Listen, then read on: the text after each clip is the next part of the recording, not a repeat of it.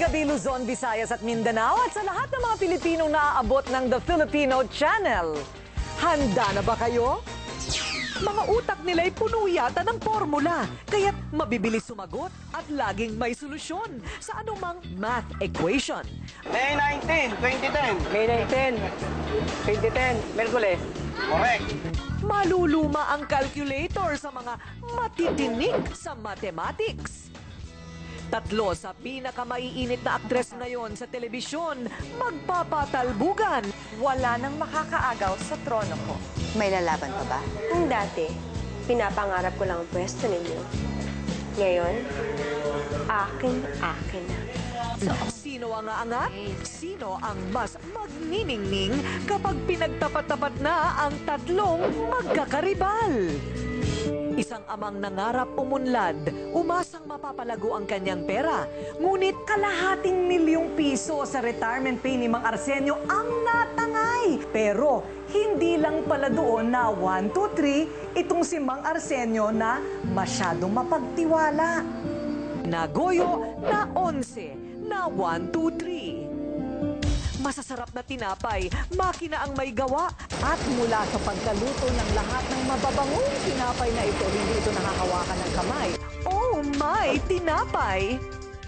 Tila may kadikit na sumpa ang pag-ibig ni Dory. Lahat ng kanyang minahal ay pawang namatay. Mababait po ang naging asawa ko. Yun nga lang po, maaga nila akong iniwan. 1, 2, 3 ang asawa ni Dory. Kaya nga siya'y 3 times a misis. Simulan na ang pagbibilang sa mga aral ng buhay mula sa mga kwento ng 1, 2, 3. Ito ang programang salamin ng inyong kwento, nagdadala ng malalaking balita mula sa maliliit na buhay. Ako si Corina at ito ang Rated K. Kabilang ba kayo sa mga taong takot o hirap sa mathematics tulad ko? Naku, maiinggit tayong lahat dito sa tatlong bida natin na kampiyon sa iba't ibang bersyon ng numero. Mga math wizard, ika nga, matitinik sa mathematics. Addition, subtraction, division, multiplication. Pahirap ng pahirap ang mathematics. At marahil nangangamote ang karamihan sa atin sa subject na ito. Pero ibahin nyo silang matitinik sa mathematics. 1. Antonio Matamorosa, Calendar King. Ako pa, very good ako sa math. 2. Ang batang si Farrell Wu, isang math wizard. Hindi po mahirap ang math, mga bata. At 3. Ang chikiting na si Joaquin Crisologo. Kids, math is easy. Si Antonio Matamorosa. Nadiskubre raw niya ang talento sa pagsasaulo ng kalendaryo at petsa nang magdiwang siya ng kanyang ika-50 kaarawan noong taong 2003. Dapat tingin ako sa kalendaryo. Tinignan ko yung actual birthday ko na, Merkules yun eh. Pagkatapos, tinignan ko yung susunod na birthday ko. That is 2004, leap year na yon. Ang naging Biyernes siya. Na-analyze ko kung bakit nakaformulate ako ng formula. Masasagot daw niya sa loob ng ilang segundo lamang kung kailan nangyari mula Lunes hanggang Linggo, mula Enero hanggang Disyembre, ang lahat ng mga petsa na ating tatanungin. Anong araw pinagkaguluhan at pinilahan ang Araneta Center sa epikong boxing event na Thrilla in Manila? Muhammad Ali versus Joe Frazier noong October 1, 1975? Merkules. Miyerkules! Tama! Anong araw papatak ang aking birthday sa October 5, 2015? Lunes. Lunes! Ang galing! Anong araw naman pinalakpakan ang YouTube sensation na si Charisse Pempenco nang mag-guest ito sa sikat na TV show na Oprah noong May 12, 2008? Lunes. Lunes! Ang galing! Wow! Talaga naman. Oh, hindi ba? Talagang honest to goodness, talented ka talaga.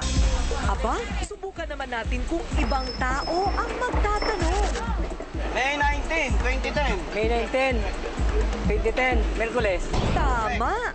August 26, 1935. August 26, 1935, Lunes. 41, 1953. Pati. Aba, hindi biro ang ganitong talento dahil may kinalaman pa rin ito sa mathematics, sa pagtutuo sa utak. Pag flip year, nag-iibang formula niya.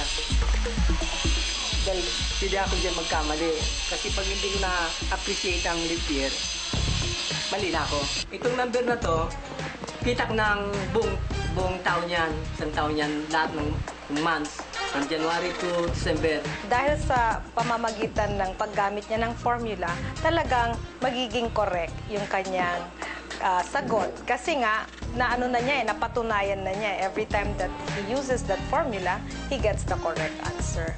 10 taong gulang pa lang ang math wizard na si Farrell Eldrian Wu. Medalya.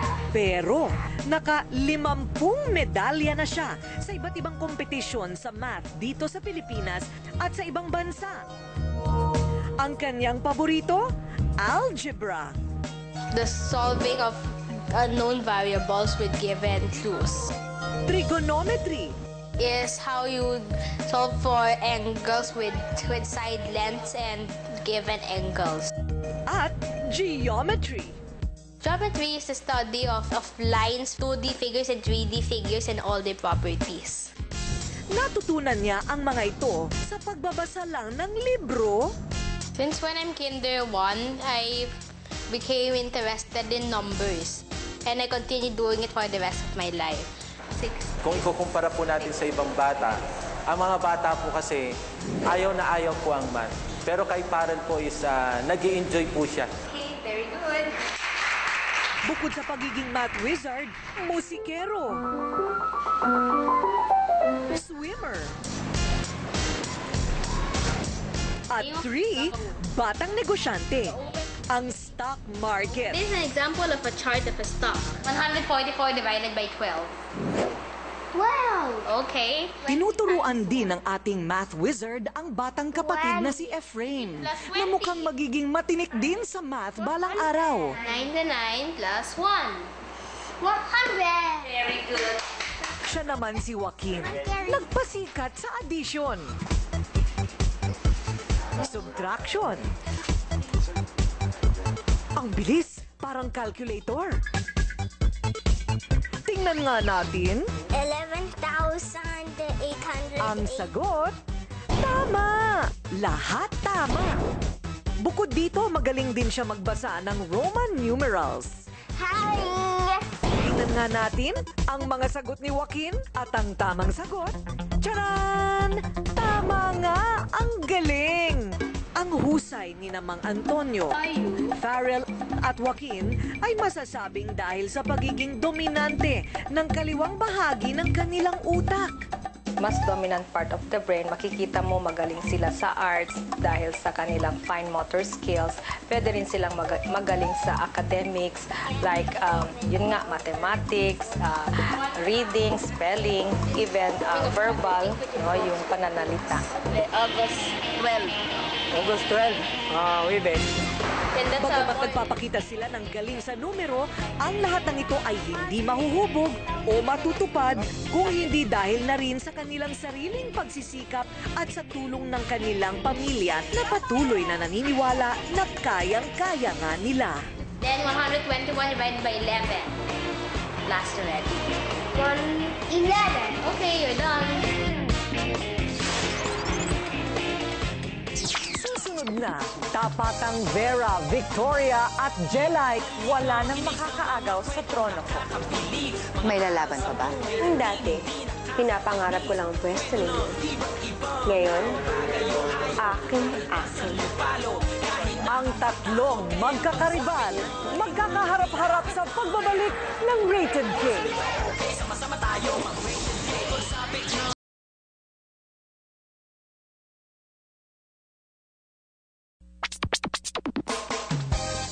Ang tatlong babae na inaabangan ninyo gabi-gabi, Gretchen Barreto, Angel Aquino at Bea Alonso, mga bidang aktres sa teleseryeng Magkaribal. Ngayon, maghaharap-harap dito sa Rated K. Ano nga bang eksena ang naghihintay sa pagtatagpo ng tatlong magkakaribal? You want war? I I'll give you war. Ano pang isuot mo? Alam kong nanggaling ka sa basura. Mga magagamit kayo! Sila ang mga reynang inaantabayanan gabi-gabi.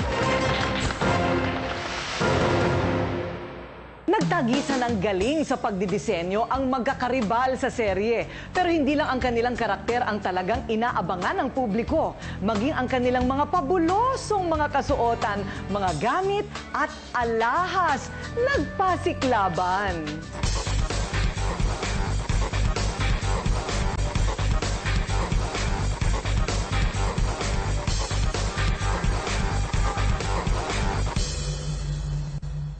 Naliligaw ka yata.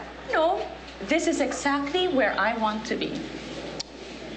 Okay. Pero kung iniisip nating magkakaribal din sa tunay na buhay ang mga aktres, nagkakamali tayo. Dahil pagdating sa set, Masamang damo, mananatiling masamang damo.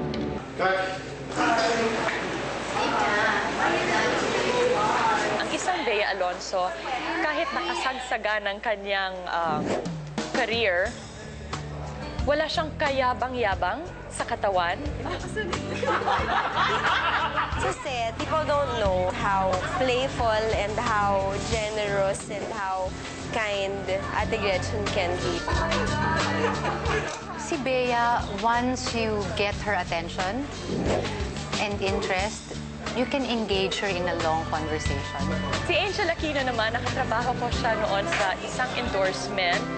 And hindi ko siya masyadong nakilala. But now na madalas ko siyang kasama, I really love her as a person. Si Gretchen, gustong-gusto niya when the set is lively. And she provides life to the set. Hindi lang life, pati food. Sa Ate Angel naman, she's a revelation to me na she can pull off a Vera character. Kasi di ba sobrang niyang prim and proper sa totoong buhay. Damit mo, ang pangit. It's all a matter of taste, And it's Victoria. bad. Welcome. mabibigat ang mga eksenang nasaksihan natin sa tuwing maghaharap ang tatlo. Na ako na ang magiging bagong presidente ng FDGP. What? Are you high? Ang tarayan, Pwede, kailangan ko lang talagang puntahan yung... No. ang pang-aapi kay Jelay o si Bea. Dapat pangarapin. At higit ang mapisikal na sampalan ng mga karakter. Well, I want the you want war. I'll give you war. You want war? I'll give you war. Smelly, smelly. Nagjo-joke lang to each other. Pero yung mga binibitawan namin mga salita, sobrang patama talaga sa isa't isa. Parang hindi pa rin natatatakpan yung amoy ng ugali mo. Ang baho! Really?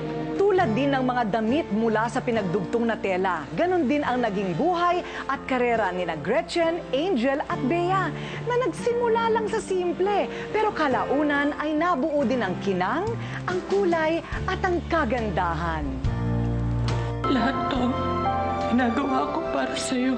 Si Gretchen o Victoria sa serye. Binago ang imahe mula sa malalim na karanasan sa showbiz, ngayon di matatawaran ang pagganap. I was the one who directed her MMK kasi yung pagbabalik niya. Pagod na ako. Ayoko na maghintay. Ayoko na maghintay. Hindi ko na kaya, Jun. I was surprised kung gaano siya ka-serious this time as an actress. Pinag-aralan lahat ng lines. Si Angel Aquino o Vera. Ilang ulit na rin niyang pinatunayan, may ibubuga rin siya bilang isang premyadong aktres. How dare you? Hindi ko alam pa paano magre-react every time they would give me a compliment. It's humbling and overwhelming at the same time. Wait lang. At ang pinakabatang aktres na si Bea Alonso, hinasa at pinanday ng mga markadong papel na ginagampanan sa telebisyon man o pelikula. I know na ang dami ko pang steps na kailangan akyatin. Itong serye na to, it's a big transition para sa akin. Saya-saya ko lang. Wala nang makakaagaw sa trono ko. May lalaban pa ba? Nung dati, Pinapangarap ko lang ang pwesto ninyo. Ngayon, akin. Tatlong babae. Mula sa pagiging simple, ngayon hinahanga ang mga reyna. Inaabangan, kahit pa nga sila'y magkakaribal. Someday, mapatawad na rin natin ang isa't isa. Not in this lifetime, Vera. Tingnan mo nga naman, Nagpapakumbaba yung tao, hindi ba?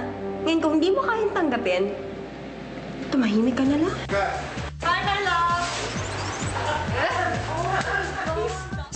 Susunod na, para mapalaki niya ang kanyang naipon, ipinasok niya ang kanyang halos 1 milyong piso sa negosyo. Pero sawing pala dahil siya'y nagoyo na 11 na 1, 2, 3.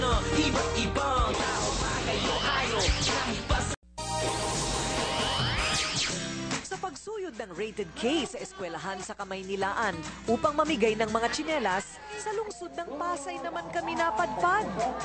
At nandito tayo ngayon sa Andres Bonifacio Elementary School, ang ating buena manong lugar dito sa Pasay City, kung saan 200 kabataan dito nakawawa po talaga at wala silang mga tamang uri ng tsinelas. Ang mabibiyayaan natin ng mga bagong matitibay at makukulay na mga sapin sa paa sa ating Handog Tsinelas Campaign ng Rated K. O mga bata ng Pasay City, handa na ba kayo sa bago niyong tsinelas?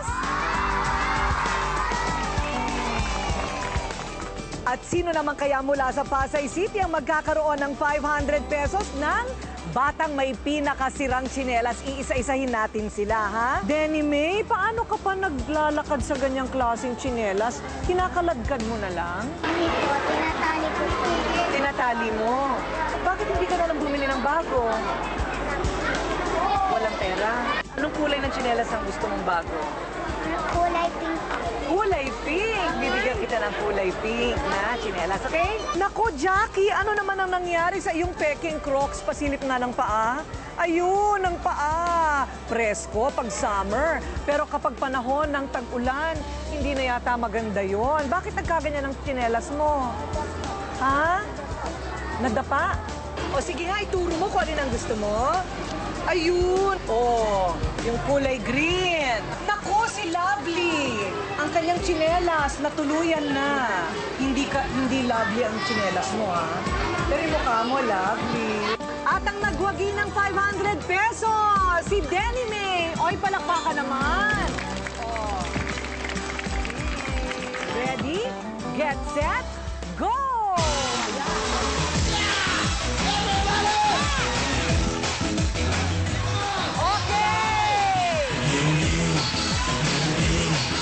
Nag-ambag ng kanilang tulong para sa tsinelas ng mga bata ng Andres Bonifacio Elementary School sa Pasay. Maraming salamat po dahil sa inambag ninyong mga tsinelas. Darating ang araw, wala ng bata sa Luzon, Visayas at Mindanao ang nakapaa. Hanggang sa uulitin.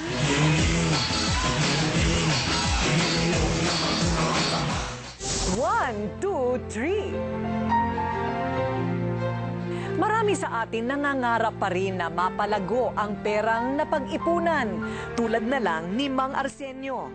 Pero ang masakit, ang kanyang inimpok na halos 1 milyon ay natangay lahat.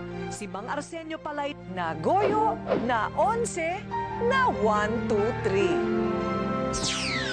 Mahigit 2 dekada na nagsilbing installer o tagakabit ng aparato si Mang Arsenio sa isang malaking kumpanya ng telepono. Taong 2001, kinailangan niyang magretiro. Sabi niya sa akin, mahigit 1 milyon na matatanggap niya. Tapos nabanggit niya din sa akin na ilalagay niya sa parang pyramiding. Ang una, tutuloy yung misis ko. Sabi niya, i-invest na lang natin, tayo na lang maghanap buhay, tayo pa may control. Kasalukuyang nasa kolehiyo ang 4 na anak ni Mang Arsenio noon. At tanging sa kanyang balikat nakaatang ang pagtataguyod sa mga ito.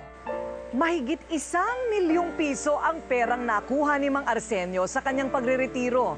Ito'y kanyang inilaan para sa pag-aaral ng kanyang mga anak at pagpapatayo ng negosyong karinderya na ito dito mismo sa harapan ng kanilang tahanan. Yung mga kasamahan mo dito, nandito na nag-invest sa akin. Nagkaroon ng seminar na engganyo ako kasi lakihan ko pa. Ginawa kong 350,000 ang investment ko. Okay, sige. Ito na yung pera. Ikaw nang bahala magbilang yan, ha? Inilagay ni Mang Arsenio ang 500,000 piso sa kumpanyang One Heart Multipurpose Cooperative. Ayon daw sa ahenteng humikayat sa kanya, tutubo daw ang kanyang pera ng 7% interes kada buwan. Pwede rin naman daw niyang makuha ang principal o puhunan anumang oras niyang kailanganin.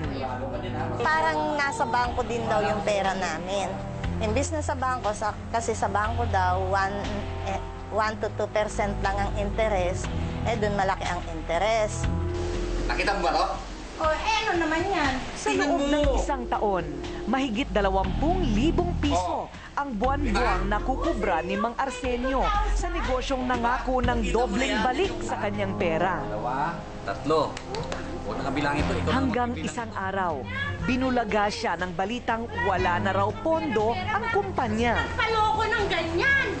Ano ang napasukang negosyo ni Mang Arsenio? Maibabalik pa kaya niya ang perang ipinundar dito? Desperado na siya, pero patuloy na umaasa. Abangan ang pagpapatuloy ng kanyang kwento sa pagbabalik ng Rated K.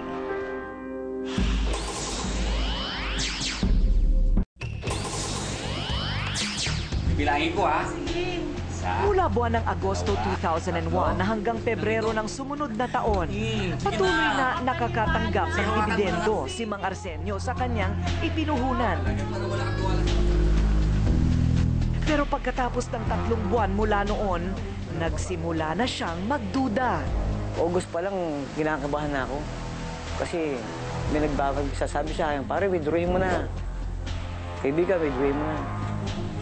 Siyempre, hawak ko pa, paano kung withdrawin? Hawak ko yung advance interest. Hanggang sa October 2002, wala, nag-collapse na. Ingat ka! Patuloy na nagdagdag ng puhunan si Mang Arsenio sa kumpanya. Na kanyang napag-alaman ay nasa pagmamay-ari ng Multitel, ang kumpanyang pag-aari umano ni Rose Balajay. Noong panahon na yon, unti-unti na rin pumutok ang issue ukol sa kumpanyang Multitel na itinatag ni Rose Balajay noon pang 1998. Base dun sa Articles of Incorporation na sinabmit ng Multitel sa SEC, authorized sila na mag-engage sa lending business. But merong proviso doon that the borrowing should not be sourced from not more than 19 investors. Majority stockholder nito si Rosario Balajay and her husband, Saturnino Balajay. Other than the personal check is the Oktubre ng taong 2002, nang pumutok ang umano'y panloloko ng grupo ng Multitel sa Madla. Ang nilabag nilang batas ay yung violation ng Republic Act 1689 in relation to Article 315 ng Revised Penal Code. Ito yung increasing the penalty for certain forms of swindling. Yung Article 315 naman, ito po yung estafa. Maliwanag na 1, 2, 3 ito kasi nga panloloko nga ito. Kalahating milyong piso sa retirement pay ni Mang Arsenio ang natangay nang pumutok ang umano'y pyramiding scam ni Rose Balajay na sa mga panahong yun ay talagang kilalang-kilala na. Ang malaking interes na ipinangako, naku ayun, tumalbog at biglang naglaho. Pero hindi lang pala doon na 1, 2, 3 itong si Mang Arsenio na masyadong mapagtiwala. Pero siguraduhin mo, ha? Na talagang kikita tayo. Naghulog din si Mang Arsenio ng halagang 300,000 piso sa isang kumpare. Sabi niya, pare, bagsak na yung Multitel.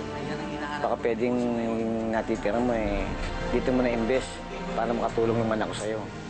Hilugan lang ako ng paunti-unti hanggang sa hindi na ako binayaran.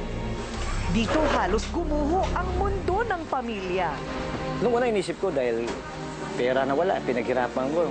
Talagang ganun Yun ang binigay sa'yo ng pagkakataon. Sa ngayon, unti-unting bumabawi si Mang Arsenio sa laki ng nawalang kabuhayan.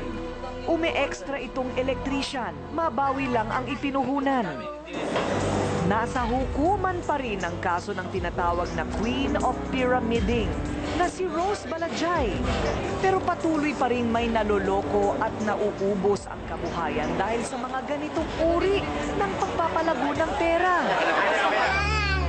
Para kay Mang Arsenio, isa itong malaking aral na kanyang pilit kinakalimutan, kasabay ang pagbabagong muli sa isang masaklap na naging kapalaran.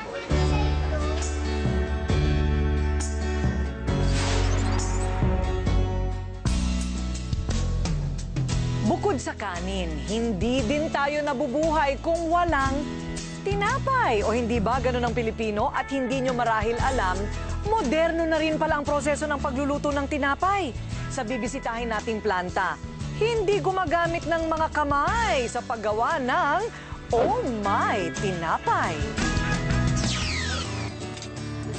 Tinapay, masarap na pang-almusal, merienda, at pambaon saan man magpunta.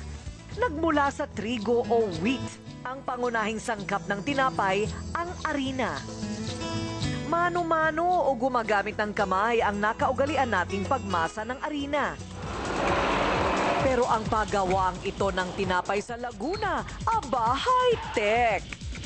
Sa buong Pilipinas, tanging ang Gardenia lamang ang may ganitong klaseng teknolohiya na mula sa pagmamasa ng ingredients hanggang sa pagbalot bago ibenta ang tinapay, ay tanging ang makina lamang ang tumatangan sa mahigit 600,000 tinapay na lumalabas mula sa kanilang pabrika araw-araw.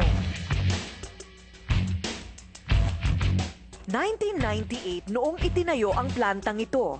Dito sa Pilipinas, ito lamang ang natatanging paggawaan ng tinapay na may ganitong kamodernong mga pasilidad. Yung mga equipment natin, always high reliability. Yung process, very consistent yon. Certain temperature, certain time, lahat yon sinusunod talaga. Mula sa paghahanda ng mga sangkap, katulad ng harina, gatas, asukal at tubig, ipinoprograma gamit ang computer at ipinapasok sa malalaking imbakan bago isalin sa kanilang dough mixer. 7 hanggang 9 na minuto pinaghahalo-halo dito sa sponge mixer ang asin, ang harina at iba pang mga sikretong sangkap bago dumaan sa tinatawag nilang fermentation. Sa fermentation, lumalabas ng higit ang bango, lasa, at lambot o gaspang ng ginagawang tinapay. Pagkatapos, muling mamasahin hanggang mabuo ang dough. Sa mixing pa lang, nagkamali na tayo. Ang susunod na mga proseso nun, tiyak may magiging problema na tayo. So iniingatan natin, tinitiyak natin na tama na agad hanggang mixing pa lang. Daraan sa makeup line ang dough. Sa prosesong ito, hinahati ang dough ayon sa itinakdang laki at timbang ng tinapay. Saka binibilog at pinakikinis bago makarating sa intermediate proofing o paunang pagpapaalsa. Ang sunod na proseso, ang molding o paghuhulma. Sa paghuhulma, inaalis ang gas o hangin ng dough, saka pinipipi at binibilog bago ilagay sa baking pan na winisika naman ng mantika gamit pa rin ang makina. Susunod ang final proofing o pinal na pagpapaalsa sa dough at umaabot ito ng halos 2 oras. Ayan, umalsa na ang tinapay na mukhang malinamnam at napakabango. Pagkatapos itong mapaalsa, ang punta naman po ng mga tinapay na ito ay doon na sa loob ng oven. Niluluto ng 25 minuto ang mga tinapay. Bukod sa mabilis na pagproseso ng tinapay, nasisiguro natin na konti lang yung paghawak ng kamay sa ating mga produkto na maaaring maging sanhi ng kontaminasyon. So yung freshness na yun yung gusto nating ibigay dito sa ating mga consumer. Pagkatapos, aalisin ang tinapay sa baking pan gamit ang mga panghigop katulad nito. At mula sa pagkaluto ng lahat ng mababangong tinapay na ito, hindi ito nakahawakan ng kamay. Dadaan dito sa spiral cooling tower ang tawag ang lahat ng mga tinapay. Dito sila pinalalamig ng 1 oras bago hiwain at balutin. Umaabot ng 6,000 tinapay ang pinaiikot-ikot dito. Pagkahiwa, high-tech din ang pagbalot sa mga ito.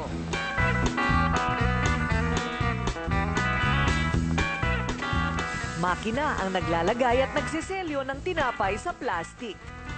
Bago lumabas ng planta, dumaraan sa metal detector ang mga produkto para masigurong walang nahalong bakal habang ang mga ito ay niluluto.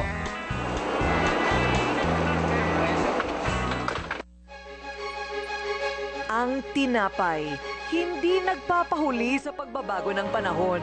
Nagbabago din ito ng proseso, itsura at lasa. Ngunit ang hindi nag-iiba, ang pagkahilig talaga nating mga Pilipino sa pagkain ng malambot, mabango at masarap na tinapay. Susunod na, isinumpa nga ba ang kanyang pag-ibig kaya lahat ng minamahal niyang lalaki ay namamatay? Maniwala kayo, 3 beses nagmahal, 3 beses ding nabiyuda. Kaya nga, 3 times a misis. Ang masalimuot na kwento ng pag-ibig sa pagbabalik ng Rated K.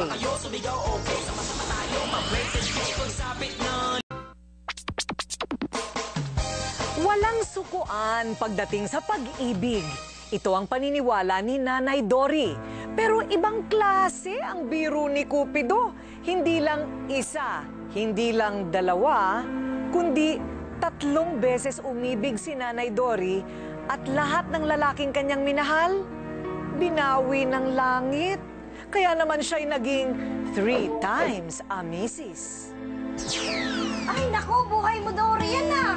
Sa tuwing mapapanood ni Nanay Dory at ng kanyang mga kaibigan sa garahe ang pelikulang Tanging Ina ni Ay de las Alas, hindi maiwasang mabibiro siya ng mga kasamahan sa trabaho.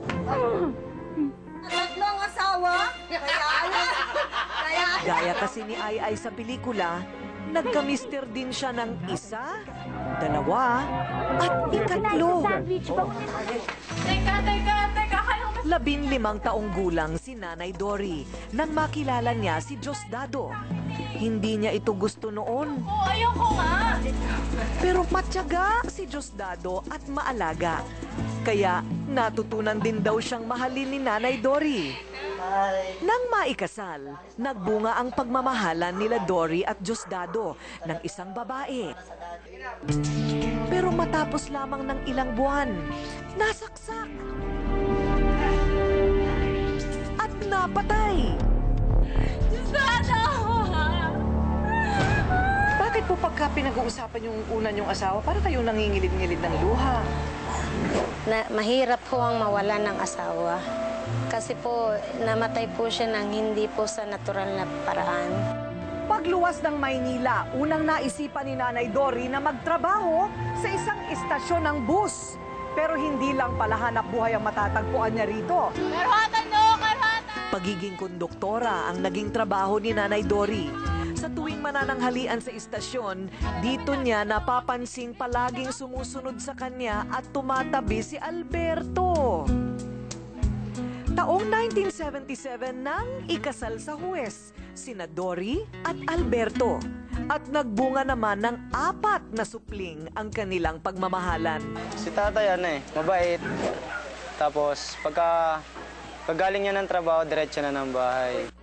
Hanggang noong Marso 5 ng taong 1992, natagpuang nakahandusay na lamang sa kalsada si Alberto. Sa pangalawang pagkakataon, muling nabiyuda si Dory.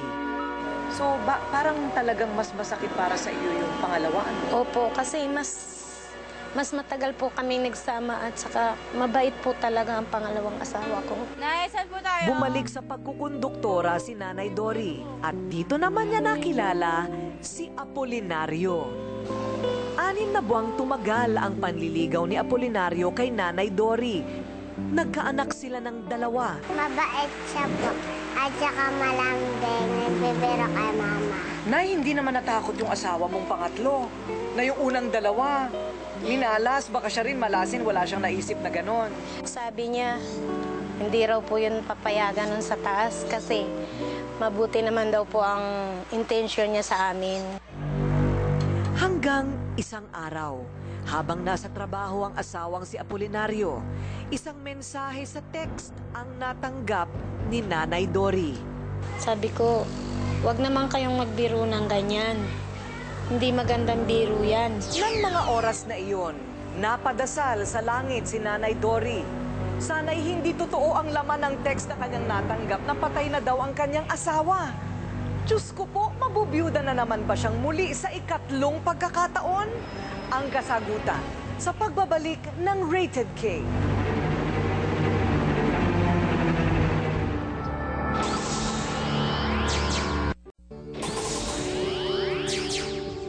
Kapwa pumanaw ang una at ikalawang asawa ni Nanay Dory. Pero kahit pa kapwa nawala si Mr. Number 1 at Mr. Number 2, muli siyang sumugal sa pag-ibig sa ikatlong pagkakataon. Pero isang mensahe sa text ang natanggap ni Nanay Dory. Patay na raw ang kanyang asawa at nasa punerarya. Dali-dali namang sumugod si Nanay Dory sa punerarya. Sa tuwing dumadalaw sa puntod ni Apolinario, hindi mapigilan ni Dory ang pag-agos ng luha.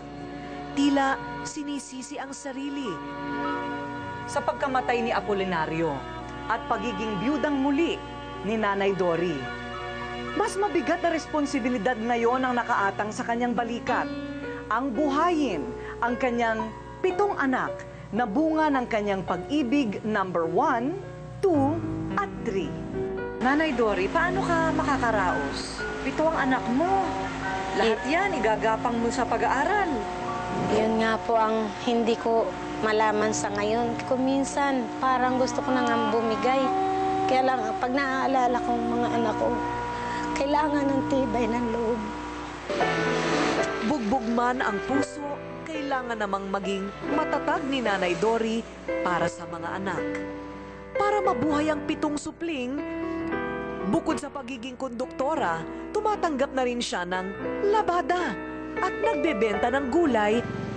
Tila isang sumpa ang dumapo kay Nanay Dory na ang kanyang pag-ibig sa mister niyang number 1, number 2 at number 3 ay maagang nauwi sa sementeryo. Iibig pa kaya siya muli? O nadala na ba ang kanyang puso sa kinahantungan ng kanyang mga mister? May pang-apat pa kaya?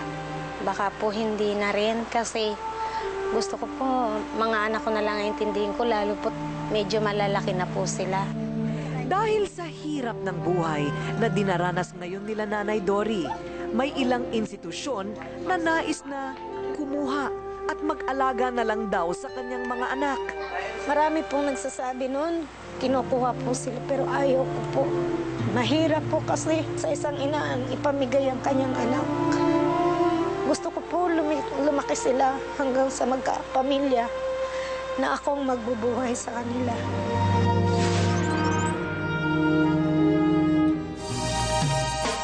One, 2, 3.